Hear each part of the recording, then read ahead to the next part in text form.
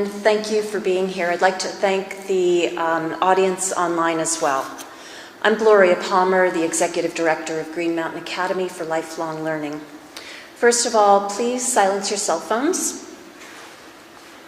And I would like to thank the Manchester Community Library for welcoming us here in this space.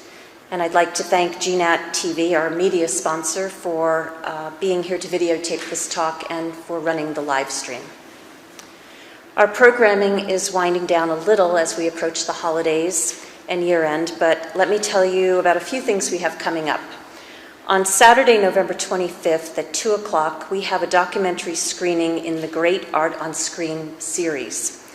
These films are beautifully created, and the first in the series will look at the life and works of Tiziano Vecellio, a master of color and composition who became the official painter of Venice and the utmost artist sought after by the richest and most influential courts of Europe. This will be held at the Southern Vermont Arts Center, and tickets are just $12. On Tuesday, December 5th, our guest will be accomplished photographer Hubert Schriebel. He will lead us on a photographic journey through the Himalayan expeditions he was a part of in the 1960s. This program will be at 5:30 here at the Manchester Library. Our guest today is the Sherman Fairchild Distinguished Professor of History at Dartmouth College, a Guggenheim Fellow and an expert on African American history and the history of civil rights. He is the author of the book this talk is named for. He also authored 4 previous books. His works have appeared in the New York Times, The Atlantic, the Washington Post, and several academic journals, and on NPR. Please join me in welcoming Dr. Matthew F. Delmont.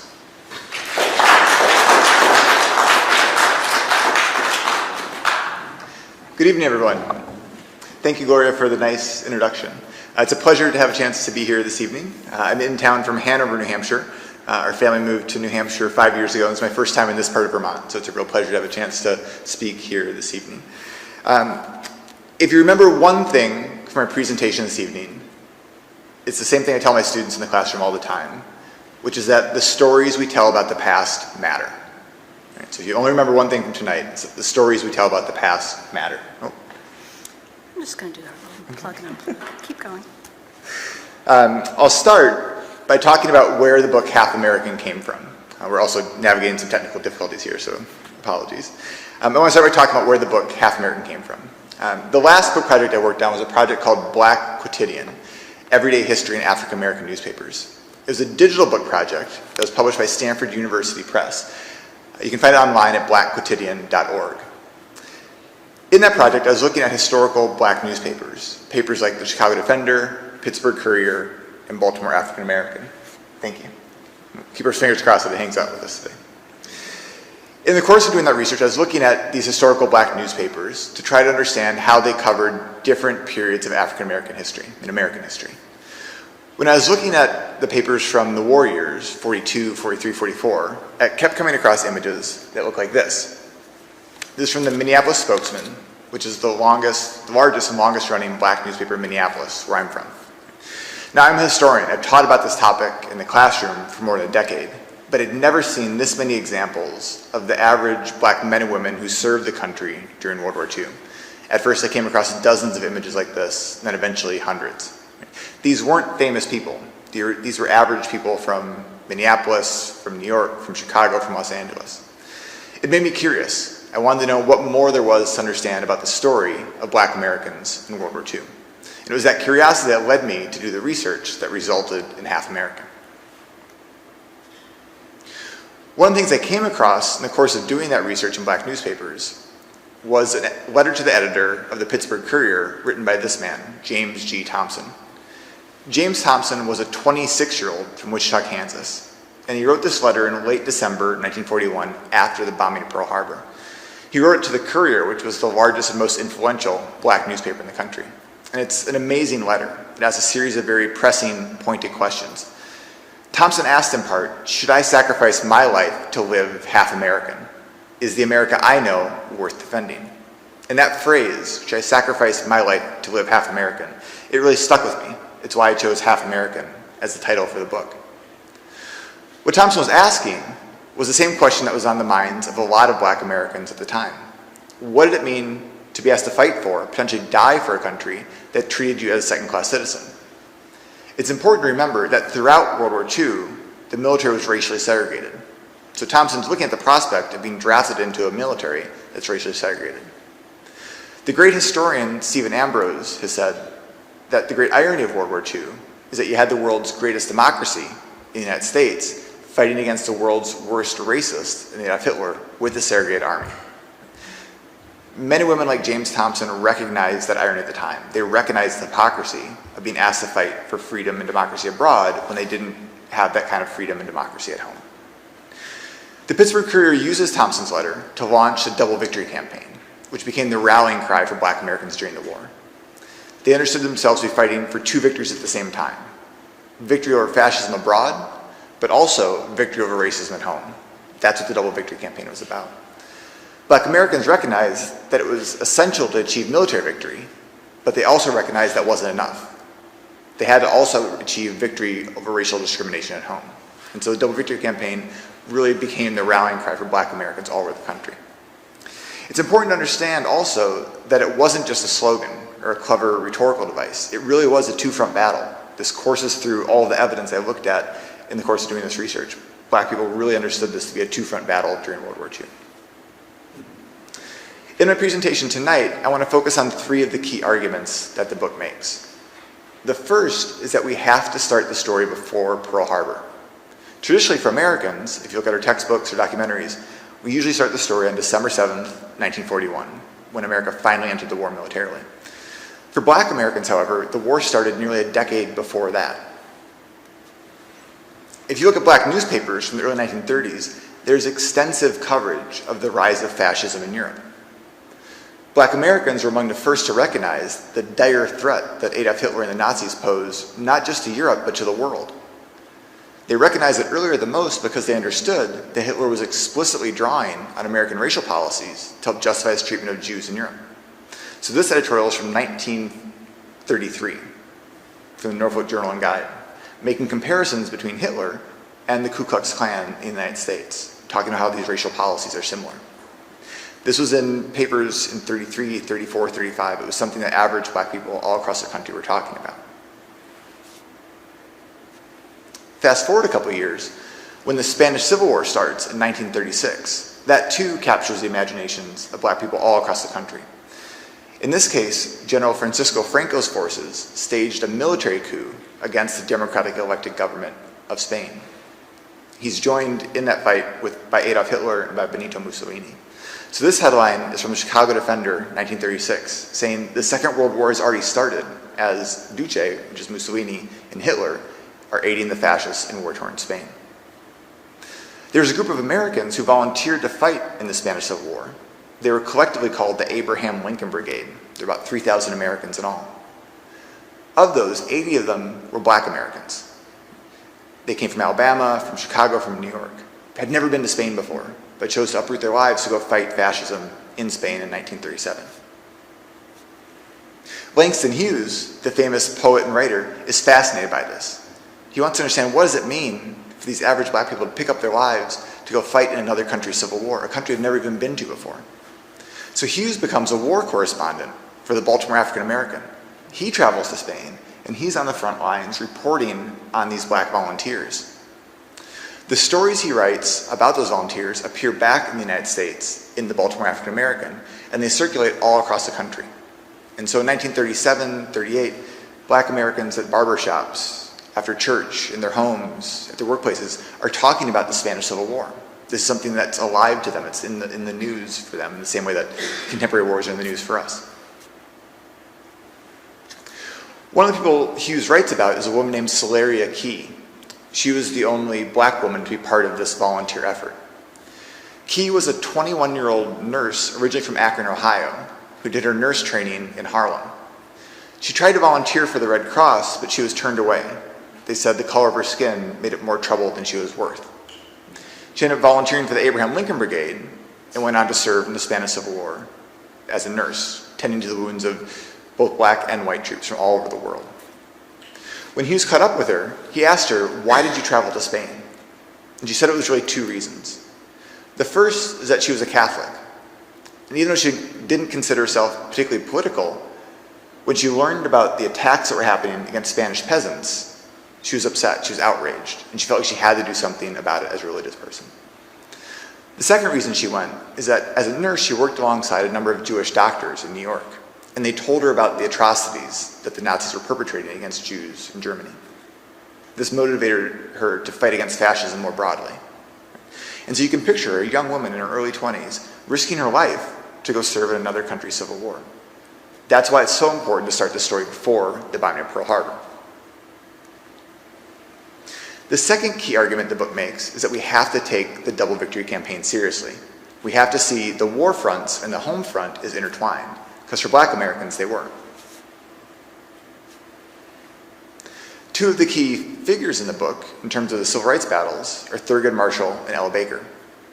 Thurgood Marshall is, of course, best known as the first Black Supreme Court justice, but during the war, he was the head of the legal division for the NAACP. In that capacity, he helped to investigate cases of violence against Black troops in the United States. It's outrageous to read the letters that were written to Thurgood Marshall during the war, the things that are in his archives. There are soldiers who were stationed on these military bases in the South who described their treatment while they're still here in the United States. A common story was they would board the trains in New York and Chicago, be sent to these southern military training camps. When they got to Washington, D.C. or other southern demarcation points, they'd have to transfer to the Black section of the car, the Jim Crow section of the train car. That's okay. Technology is always there for us and always fails us in our best moments. These trains would pull into these small southern towns, and they described having to pull down the shades on the train cars so that the southern townspeople wouldn't throw rocks at the train cars, because they were so upset about the prospect of Black troops being stationed there. Once they got to the training bases, they were harassed both on the base and off the base. They were called racial epithets by military officers and by other white enlisted men, and they were threatened by local white sheriffs. Things got so bad that these soldiers were saying, we'll feel safer once we deploy to the European theater, the Pacific theater, than we feel here in the United States. They described literally being at war in Mississippi, Alabama, and Georgia while training for the actual war abroad. It's almost impossible to think about that, but that's what the reality of military training was like for these Black troops. So Thurgood Marshall's job was to try to bring attention to these outrages. He was one of the people who was pressuring President Roosevelt and the White House to do something about the harassment that these Black troops faced. Ella Baker is perhaps best known as one of the grassroots organizers with SNCC, the Student Nonviolent Coordinating Committee in the 1960s. During the war, she was the head of branch membership for the NAACP. In that capacity, she traveled all over the country helping to investigate cases, helping to organize branches of local people to fight for their own rights. And she was tremendously successful. The NAACP expanded dramatically over the course of the war, from a relatively small organization that was mostly centered in the Northeast to a national organization. Historians often describe World War II as a turning point in terms of the history of civil rights, and it's true. But what we mean by that is that the infrastructure of civil rights got built out during the war. Ella Baker helped to train local people to be able to fight for the issues that mattered for them, whether it was employment discrimination, housing discrimination, school segregation, or voting rights. She helped to run leadership training workshops that trained a whole future generation of civil rights activists. I'll mention it later, but one of the people who attended one of those leadership training workshops was Rosa Parks in 1945 in Atlanta, fully a decade before the Montgomery bus boycott. So Ella Baker is really important to this story because she helps to make the civil rights movement come to life for that whole generation of Black Americans. On the military side, perhaps the most well-known Black figure to serve in the war was Doris Miller. He was a 23-year-old mess attendant on the USS West Virginia the morning of Pearl Harbor. Now, it's important to understand during the war, Black men could only serve as mess attendants in the US Navy, where their job was to do the cooking and cleaning aboard the ships, to essentially serve white officers. They had no military role, no combat role on the ships. Yet once the bombing started, Miller performed heroically. He went above deck and helped to tend to the wounds of dozens of his shipmates. He made a makeshift stretcher to move his mortally wounded captain to a safer spot in the deck. And then when his lieutenant ordered him to go over the anti-aircraft gun, he went over there and started firing at the planes that were circling overhead, potentially hitting and downing one of them. It was an amazing display of heroism, particularly since he had no training on the ship's weapons. Right? He was a cook aboard this ship. One of my favorite things about being a historian is that in the course of doing research, you learn a tremendous amount of new information. So Julius Ellsbury is a name that I didn't know when I started this research 7 years ago. But he was one of the other mess attendants at Pearl Harbor. He was a 20-year-old on the USS Oklahoma. Like Miller, he performed heroically on the morning of that battle, but tragically he lost his life in the battle. Ellsbury was the first person, black or white, to be killed from Birmingham, Alabama. And this picture with the phrase, "Remember Pearl Harbor," was placed in black businesses and homes across Birmingham in the months after Pearl Harbor. And so these stories, the stories of men like Doris Miller and Julius Ellsbury, are the ones that black people are talking about in the weeks and months after Pearl Harbor. The NAACP and black newspapers lead a campaign to make sure Miller is recognized for his heroism. He receives the Navy Cross for his performance at Pearl Harbor. And in just a couple years, the Navy is going to name an aircraft carrier after Miller, which is almost impossible to believe. If you were to take someone from 1941 and ask them what's most surprising about the present day, that would be one of the things. The fact that a Navy aircraft carrier is going to be named after a black mess attendant is absolutely remarkable. More troublingly, in the days after Pearl Harbor, there were hundreds of black Americans who went to volunteer for the military only to be turned away because of the color of their skin. At that point, the Army and the Navy didn't yet have enough all-black units to accommodate them. And these stories too showed up in the black newspapers, stories of black volunteers being turned away and asking, what's wrong with our patriotism? Why can't we volunteer to fight for our country in the same way white Americans are? And so something I write about throughout the book, particularly the early part of the war, is that black Americans had to fight for the opportunity to fight. They had to fight just to get the opportunity to serve in the war. During the war, 433 Medals of Honor were awarded. None of them were awarded to black troops. Thankfully, in the 1990s, the military conducted a review of those awards and promoted 7 black Americans who had received the Distinguished Service Cross to the Medal of Honor. And I want to highlight 3 of those soldiers here. The first is Reuben Rivers, and I'll read a bit of what he did. Reuben Rivers was a 23-year-old tank platoon sergeant from Oklahoma who was posthumously awarded the Medal of Honor. His citation reads, "On November 16, 1944, while advancing toward a town in northeastern France, Staff Sergeant Rivers' tank hit a mine at a railroad crossing. Although severely wounded, his leg slashed to the bone, Rivers declined an injection of morphine, refused to be evacuated, took command of another tank, and advanced with his company into the town the next day. Repeatedly refusing evacuation, Rivers continued to direct his tank's fire at enemy positions beyond the town through the morning of November 19, 1944.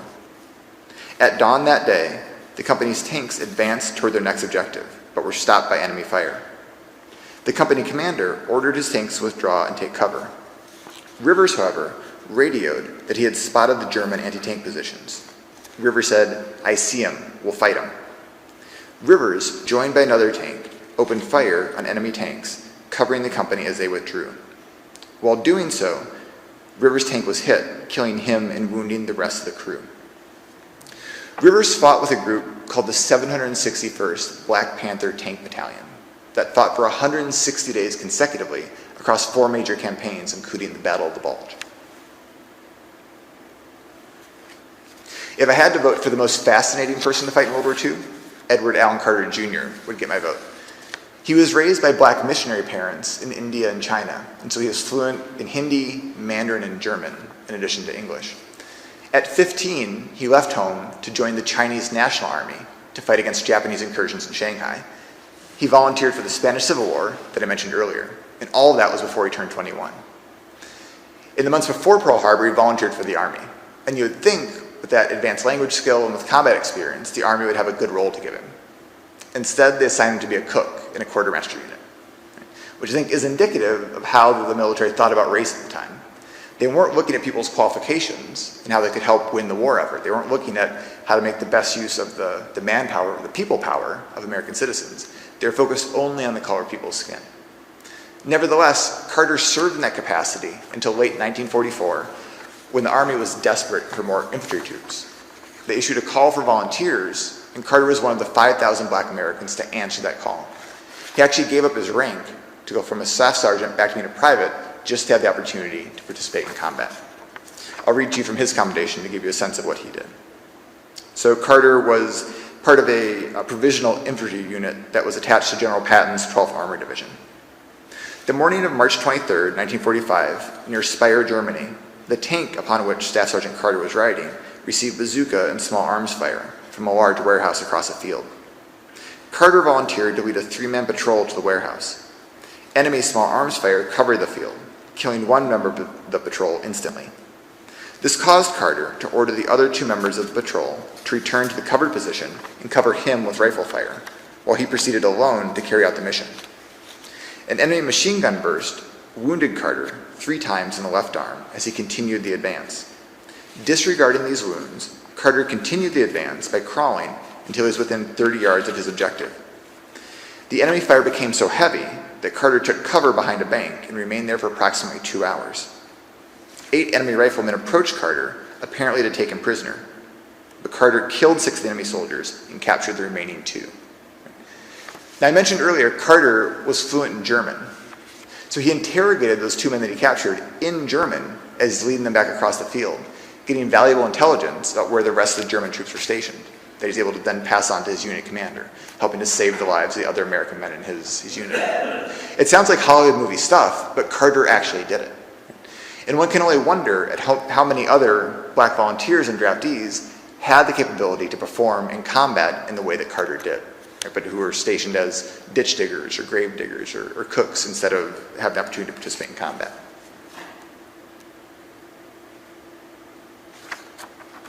Only one of the 7 men who received the Medal of Honor in the 1990s was still alive to receive it in person, and that was Vernon Baker. Initially, when Baker got the call from the White House, he didn't want to go. He said, "I performed these actions 50 years ago. You should have honored me then, not now." But ultimately, Baker did decide to go. He was 77 years old at the time. During the war, Baker was a first lieutenant in the 92nd Infantry. He took out 3 machine gun positions and led a battalion charge through heavy fire and enemy minefields to help the Allies capture a German mountain stronghold in Italy. He demonstrated extraordinary heroism during the war, even though it took the Army 5 decades to recognize that fact. One of my favorite quotes in the book comes from Baker. He said, "I was an angry young man. We were all angry. We had a job to do, and we did it." What I like about that is it recognizes the frustration, the anger that so many black Americans felt during World War II. They recognized the unfairness of it all, the hypocrisy of it all, and they were angry about it. But even given that, they gave everything they had to the war effort, which I think is such an amazing, inspiring story of patriotism.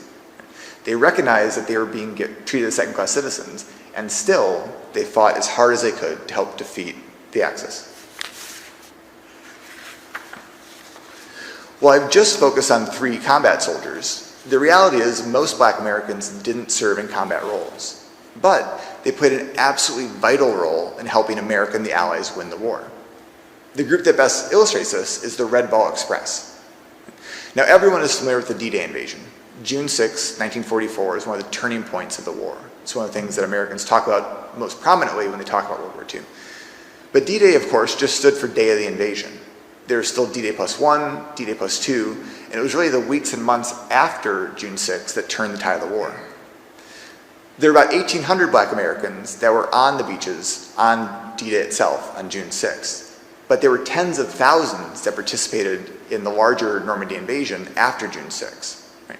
Groups like the Red Ball Express. This was a truck convoy driven predominantly by black truck drivers. They moved 400,000 tons of ammunition, food, and fuel in the weeks after D-Day. It's what made possible the Allies' lightning thrusts across France and eventually into Germany. It's what made it possible for America and the Allies to outmaneuver the Germans. The American military was much more mobile and dynamic than the German military was at this point, due in large part to these black truck drivers. So when you think about World War II, part of the argument the book makes is that it wasn't just a battle of strategy and will, it was a battle of supply. And when you understand the war from that perspective, it becomes really clear that black Americans were absolutely vital to helping win the war.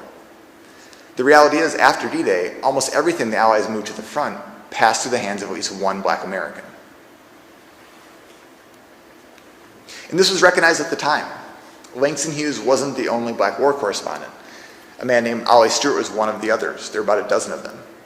Ollie Stewart wrote this about the miracle of supply. He said, Although port battalions and work troops are not generally regarded on par with frontline combat troops, it is a matter of record that no group of soldiers in this theater has done more to make possible Allied victory. They liberate no towns, see no flags, drink no champagne, nor kiss happy girls. Yet when things become critical, the first cry of high command is, "Give us more supplies." So I can't emphasize this point strongly enough. Supplies aren't sexy, it's not romantic, but that's how you win wars on a global scale. Right? Black Americans were the backbone of the American and Allied supply effort. And from that perspective, we can't talk about the success in World War II without talking about Black American supply troops. A similar thing was true on the home front. There were about 1 million Black Americans who worked in the defense industries, including 600,000 Black women. This is a group of women who were working at a shipbuilding facility in Richmond, California. These were incredibly important roles, particularly for Black women during World War II, because this kind of factory work wasn't entirely off limits prior to World War II. By and large, Black women either worked as teachers, as domestic help, or in agricultural work. So one of these Black Rosy Riveters said after the war that it was Hitler who got them out of white women's kitchens. Right? This is what made it possible for them to take on different kinds of work. One of those war workers was Rosa Parks. She worked as a civilian seamstress at Maxwell Air Base in Montgomery, Alabama. By that point in the war, in 1944, the buses at Maxwell Air Base were actually integrated. And so Parks described being able to sit wherever she wanted to on the buses at Maxwell. But when she got to the city limits and had to transfer to the Montgomery buses, then she had to go to the back of the bus. She described that one block transfer as like going from being a first-class citizen to being a second-class citizen. Parks's brother, Sylvester, fought in the Pacific Theater. But when he came home, he couldn't get a job, couldn't get a mortgage to buy a home, and was generally discriminated against. These things motivated Parks to fight for civil rights. I mentioned earlier, in Atlanta in 1945, she attended one of the leadership training workshops that Ella Baker ran. And so she was just one of a generation of Black Americans who started organizing and taking on leadership roles to fight for civil rights in the decade before it came to more national prominence. Rosa Parks later said, "I had always been taught that this was America, the land of the free and home of the brave. I felt that it should be actual rather than just something that we hear and talk about." The largest unit of Black women to serve during the war was the 688 Central Postal Directive Battalion under the command of Major Charity Adams. They deployed to England in late 1944, and their job was to distribute mail all across the European theater. That might sound like an easy thing to do, but there were dozens of men with common names like John Smith or Mark Adams, and the units were moving constantly, so they had to develop advanced systems to be able to get the mail to its intended recipients. And all the soldiers after the war, Black or white, talked about how important it was for morale to have mail. These women are the ones who helped do that. So I can say definitively, having worked on this book for 7 years, that we can't talk about the history of World War II without talking about the contributions of Black Americans, and that America and the Allies couldn't have won World War II without Black Americans. The third and final argument the book makes, though, is that for Black Americans, the war did not end in 1945. They came home and had to keep fighting for civil rights. As one of the Black veterans put it, they went from fighting in the European theater of operations to fighting in the Southern theater of operations. To give you a sense of what they were fighting against, this is James O. Eastland on the floor of the Senate in the summer of 1945 as the war is coming to a close. Eastland said, "Negro soldiers have disgraced the flag of their country. The Negro race is an inferior race. I'm proud that the purest form of white blood flows in my veins. I know that the white race is a superior race. It has ruled the world. It has given us civilization. It's responsible for all of the progress on earth." Now, if these words are upsetting us today, and they should be, imagine how they sounded to Black veterans in 1945, who had just risked their lives, seen their buddies killed, fighting for a country that treated them as second-class citizens. They're outraged by it. I think it's sometimes easy to talk about racism or white supremacy in the abstract sense. There's nothing hidden about what James O. Eastland was saying. He proudly stated some of the most vile racist rhetoric one can imagine, right, on the floor of the Senate. He's also not an isolated crank. This isn't just some angry racist writing a letter to a newspaper. It's a sitting U.S. senator, right? Someone with actual power to determine policies. This is what Black Americans are fighting against. It's also important to understand, and black people at the time recognized this, James Eastland's only in the Senate because black people in Mississippi can't vote. Mississippi at this time is 48% black, but fewer than 2% of those black Mississippians are registered to vote because of decades of intentional violence and voter disenfranchisement. So in no meaningful sense of the term was Mississippi a democracy. If it was, Eastland wouldn't be there representing a state that's nearly half black. We're almost there. We're almost there. That's what the Double Victory campaign was about. Right? Black Americans gave absolutely everything they could to join with other Americans to help win the war militarily. But that was only half the battle. It didn't do enough to win the war on the battlefields to defeat Nazis in Germany to come home to another form of white supremacy here in the United States. So for black Americans, they came home and they wanted to fight the other half of the Double Victory campaign. So I'll close by mentioning some of the black Americans who became civil rights leaders in the years after World War II. One of them is Medgar Evers, perhaps the best known person is Medgar Evers. He was part of the Red Ball Express I mentioned earlier. He helped load cargo for those black truck drivers. He was just 19 years old when his unit landed on Omaha Beach, just days after the D-Day invasion, June 6, 1944.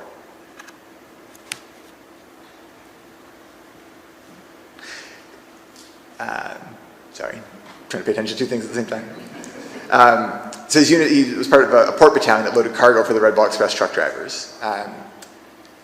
After the war, 1946, on his 21st birthday, he tried to register a group of black soldiers he led a group of black soldiers trying to register to vote in Decatur, Mississippi, only to be turned away by a white mob with guns. He later said, "I had been at Omaha Beach. All we black soldiers wanted was to be ordinary citizens. We fought during the war for America, Mississippi included. Now, after the Germans and Japanese hadn't killed us, it looked as though the white Mississippians would." Evers, of course, went on to fight for civil rights and took on increasingly important roles in the NAACP in Mississippi over the course of the 1950s. He investigated the lynching of Emmett Till in 1955 and kept fighting for civil rights and voting rights until he was assassinated in 1963. He is buried with full military honors at Arlington National Cemetery. Oh, thanks. All right. Here's the picture. You can appreciate how young Medgar Evers is in that photo. Right? He's just 19 years old. Right? It always blows me away thinking about how young the soldiers were, soldiers and sailors and airmen in that war. Right? He had his whole life in front of him, and he dedicated that life to fighting for civil rights. There were dozens of other black Americans who went on to become civil rights leaders. It truly was the foundation, the lifeblood of the civil rights movement. I'll mention just a few more. Hosea Williams served in the war and earned medals for his conduct. When he came home, he was almost killed for drinking from a white-only water fountain in Savannah, Georgia. He went on to co-lead the Southern Christian Leadership Conference with Martin Luther King Jr. W. Johnson Roundtree was in the Women's Army Corps during the war. After the war, she used the GI Bill to earn a law degree from Howard University Law School, opened up a pioneering law firm in Washington, D.C., won a number of important civil rights cases. And Amzie Moore served in the Army during the war. After the war, he became one of the leaders in SNCC, the Student Nonviolent Coordinating Committee, fighting for voting rights in Mississippi. The last person I'll mention is Robert P. Madison. Robert P. Madison was an officer in the 92nd Infantry during the war, earned medals for his conduct in Europe. After the war, he came home, used the GI Bill to earn architectural degrees from Case Western and from Harvard, moved back to his hometown of Cleveland to open up a trailblazing architectural firm. Ended up working on a number of important buildings, including the Rock and Roll Hall of Fame in Cleveland. One of the sources I used for this book were a number of oral history interviews that were conducted by the National World War II Museum in New Orleans. One of those was with Mr. Madison. Mr. Madison was in his late 70s or 80s when he gave the interview. He described going to a bookstore late in his life, going to the big wall of books on World War II, and taking out one of the thick volumes on the war. He said he flipped through it and didn't see anything in there about black Americans. Nothing about the Tuskegee Airmen, nothing about Doris Miller, nothing about black sailors, Montgomery Marines, nothing at all about black Americans. And his quote that stuck with me, he said, "We were a forgotten group of people." I wrote Half American for men and women like Robert Madison to make sure that we write their stories back into history. I think particularly with Veterans Day coming up later this week, it's important to remember the contributions of black veterans in particular, particularly during World War II. Because they fought not only to save the world during the war, they fought to save America afterwards. Thank you. I look forward to your questions.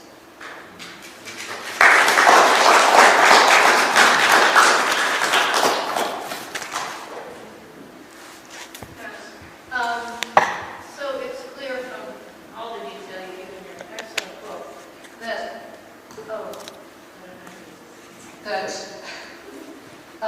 the double victory really was not the success it was hoped to be. They got the right to fight, they fought, they came home, and their patriotism was basically denigrated, which I think hopefully fed back to their own pride and anger and then fueled the civil rights movement, because this had been going on since the Civil War, First World War, etc. One thing that came to mind when you were showing the pictures of the black soldiers was, my father was a World War II veteran, often talked about how broadening it was for his men to be thrown together with men from all over the country with different ideas about things. And I'm wondering if black Americans maybe shared that experience. Southern black Americans now meeting black Americans from the North who might have different ideas about their rights, etc. I want to comment on that and all. Yeah, thank you so much for the question. You're absolutely right. So a similar thing was true for black Americans. It nationalized the American population in ways that hadn't necessarily happened previously, because it did bring people together across geographic lines, across socioeconomic lines. Even for black troops who were largely segregated in these black units, they would meet people from California if they were from Mississippi or vice versa. People who might have had the opportunity to go to college, other people who had dropped out of grade school, right? Who might have been functionally illiterate.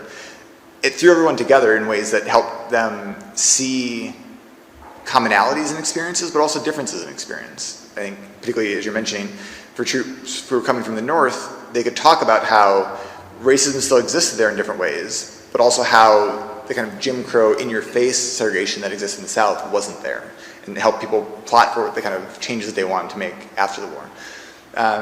Referencing your family's experience, your father's experience, I think for the kind of classic trope in movies is of the kind of white ethnic platoons, right? You have the sort of Italian and the Jewish person and the German and the Polish person, and it helps to bring people together. And that was by and large true, right? I think what's remarkable when you look back at the history of World War II is the military truly transformed the United States. I mean, they took people who had been average citizens and made them soldiers in the course of weeks. It radically transformed the country. They built these, in many cases, military bases, massive military bases from scratch. But the line they thought was too far was racial integration. Right? The thing they kept saying is, we're not a sociological laboratory. Right? But the reality was, they were a sociological laboratory in many respects. Right? They brought all sorts of people together in different ways. They forced them to become troops, become soldiers. But they thought that it was too much to ask people to set aside racial prejudice to serve together. But I think the troops that did have that interaction, because you can't maintain segregation entirely, right? So once people got into combat, there was more kind of shoulder to shoulder. There are a number of accounts of white troops talking about that tank battalion and crediting them with saving their lives, or crediting the supply troops with bringing the gasoline they needed to keep pushing. That changed people's minds as well, right? I certainly don't want to leave anyone with the impression that white Americans didn't have their minds changed by World War II. Like, there were a number of people who came back and said, the kind of segregation that was in the military isn't right. Like, we want to fight for different things in the military and in our communities. It took time for that to be more widespread among average white Americans, but the military helped provide these moments of contact and kind of eye-opening moments, I think, for a large number of people who served. And there's a microphone that will come around, so you can wait just a second so other folks can hear the question. Can you speak to the fact when the Americans put the Nazi war criminals on trial in Nuremberg, that their defense attorneys used was that, look at American history and look at the way we've treated blacks and Native Americans? Thank you for raising that. So I don't know if I can say a lot about Nuremberg necessarily, but certainly throughout the war, that was a common thing that came up in different ways. And for the Nazis, they used that as propaganda during the war. They were dropping flyers over areas where American troops were stationed, encouraging black troops to desert, to stop fighting for the United States. They had pictures of things like the Detroit riots in 1943. So they're saying, this is what's happening to your moms and your dads and your brothers and sisters at home. Why would you fight for this country? And so there was a lot of that kind of pointing out the hypocrisy of the United States. It's one of those tricky spots because in a very narrow way, the Nazis were correct, right? The United States was being hypocritical to claim to be fighting for freedom and democracy abroad while condoning this kind of white supremacy and discrimination at home. They're also obviously being self-serving to try to use that as a defense of the terrible atrocities they propagated in Europe. And so it was one of those cases where I think it gives us a small vantage point to understand how different populations were able to advance very distorted racist ideologies that had a lot of political power in their home countries. I think is the way I would think about it.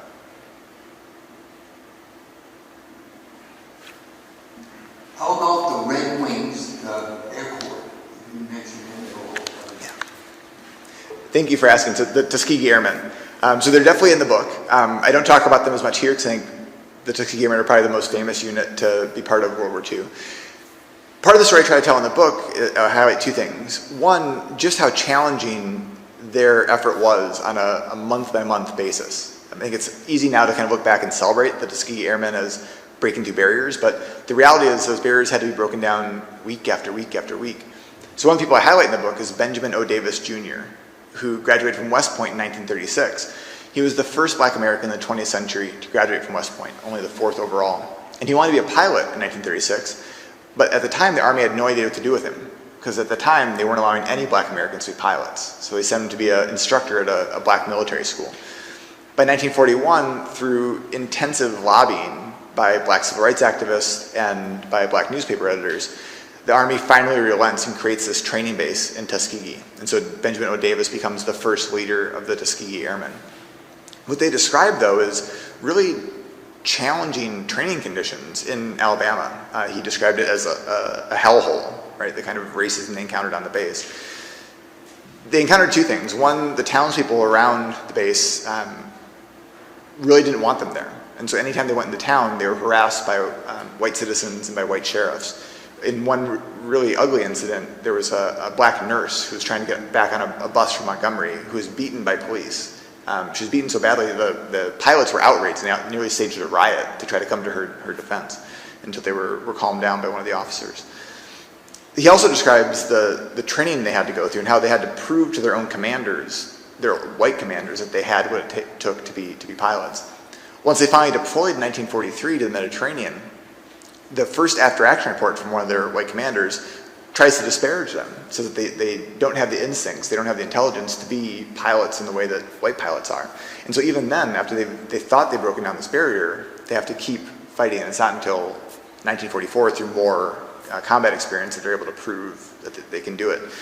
And so part of what they experienced is that they had tremendous amount of pressure on their shoulders, because they recognized if they failed, it wasn't just failing in combat, it was potentially failing as a race, as black pilots. And potentially black men might not have the opportunity to be pilots for another generation.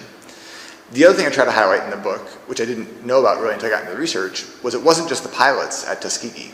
There were hundreds of mechanics and black nurses and meteorologists and a whole kind of world of black personnel who made it possible for the airmen to take off. And so I try to give some sense in the book of that world of black excellence that took shape at Tuskegee. I think it's important to understand that, to understand the broader story.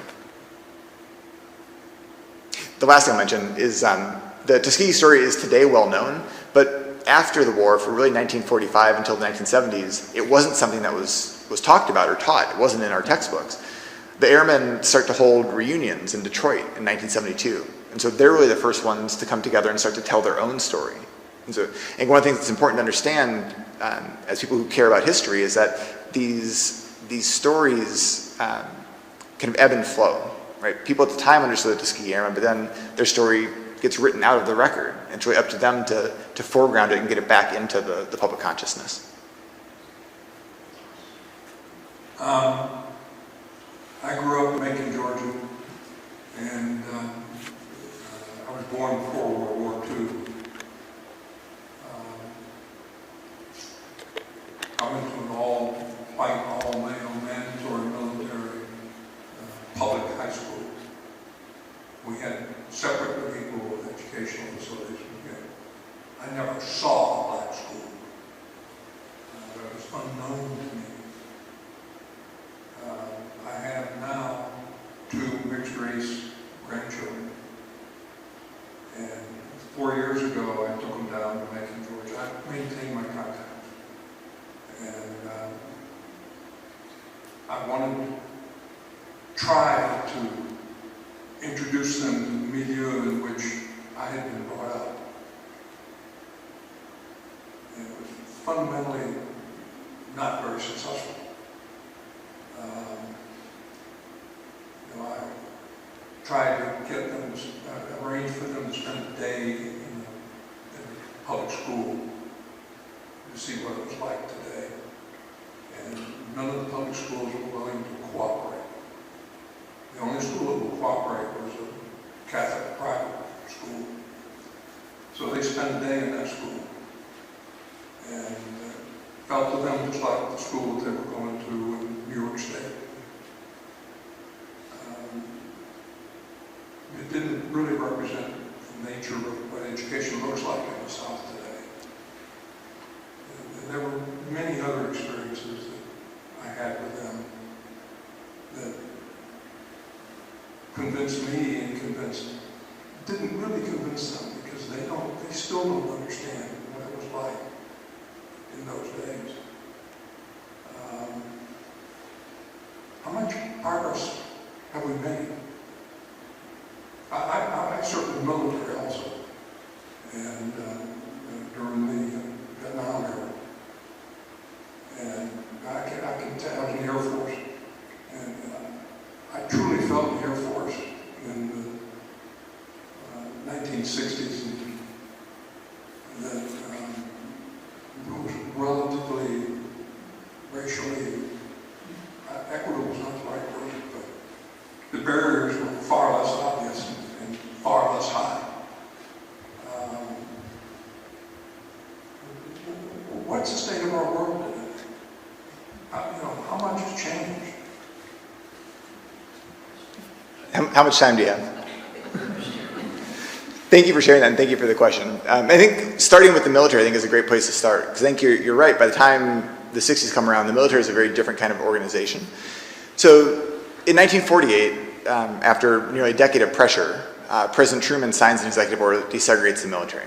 So the kind of segregation that existed during World War II, which I should say served no strategic or tactical purpose. Right? That's one of the things that makes you want to pull your hair out. Right? There's no military reason to segregate the military. Right? It was actually inefficient, costly, and ineffective. It probably cost American lives because it meant that you were turning away people who had capabilities that could help win the war faster. Right? Setting that aside. But in 1948, they finally desegregate the military. From that point on, I would argue that the military has thought longer and harder about issues of racial equality than almost any other organization in American society. Right? Which is not to say it's perfect, right? Not to say that racism isn't there, but by the 1960s, it's the most racially integrated organization in American society.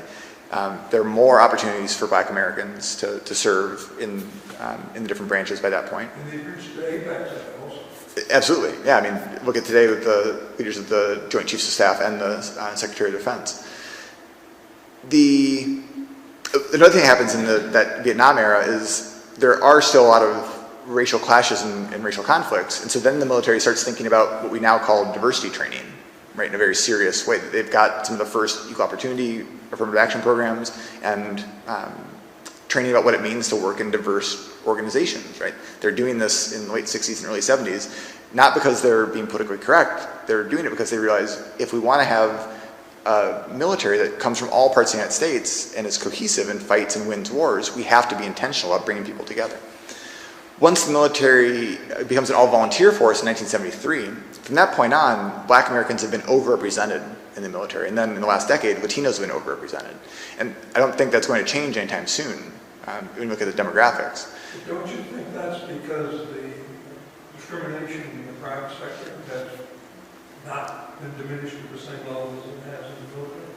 I think you're right. I think that speaks to the question, like, historians and other academics and average citizens reckon with this question of, like, what is progress all the time, right? So I think the story is easier to trace in the military, right? I think we can trace the progress that has been achieved. I think for the military, I would say there's still something of a glass ceiling in terms of the officer corps, right? If you look at the percentages of people of color, huge numbers of the enlisted ranks, and each rank you go up past that, it gets fewer and fewer and fewer.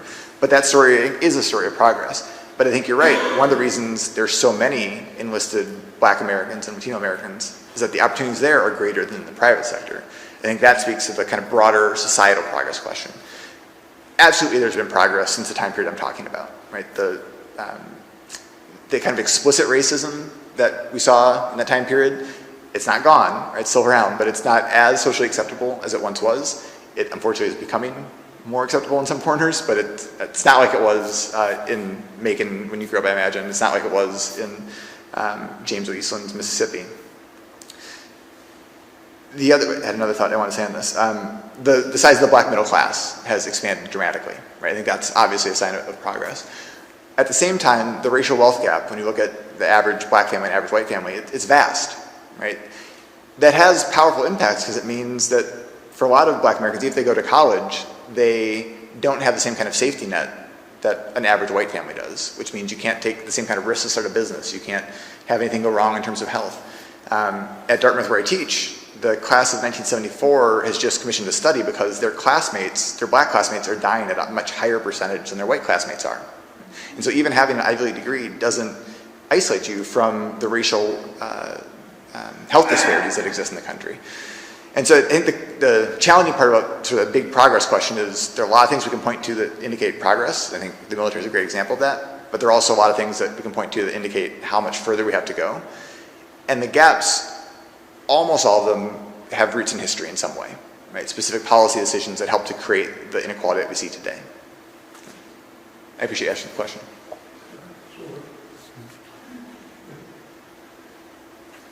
It's not really a question, more of a comment. I think certainly for our generation, with gray hair, but also for other generations, I would say that for America, World War II was one of our shining moments. We like to think of it that way. So it's so important that we get the history of it right. We can still be proud of it. But I love this quote we have in the conclusion from James Baldwin, where he says that the great force of history comes from the fact that we carry it within us.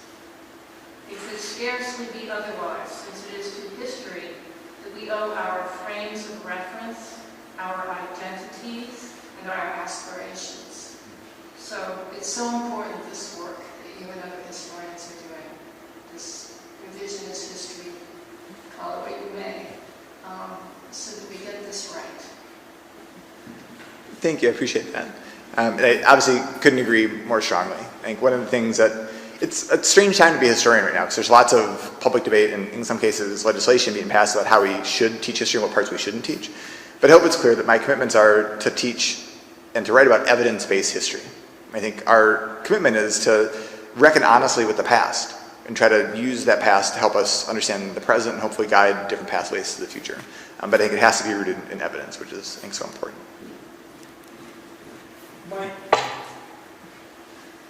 Might you know if your book is on the book ban list right now?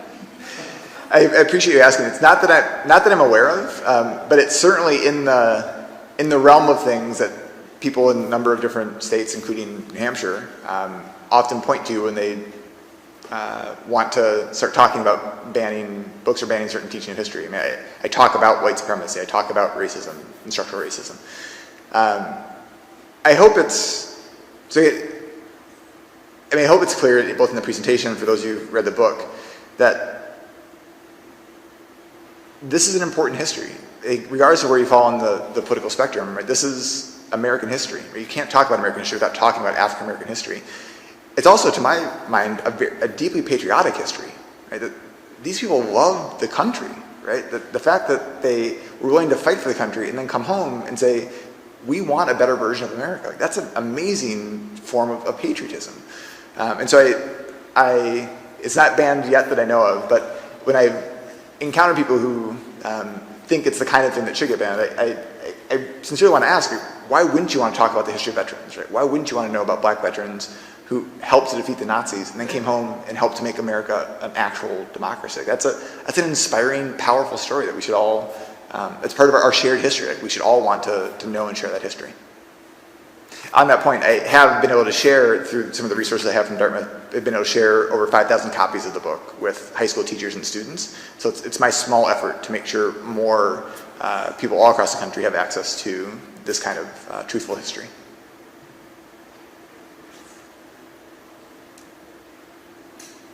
So if there are any other questions, I want to thank you very much. This was a fabulous program, and I want to thank you all for attending. Thanks, Randy. Really appreciate it.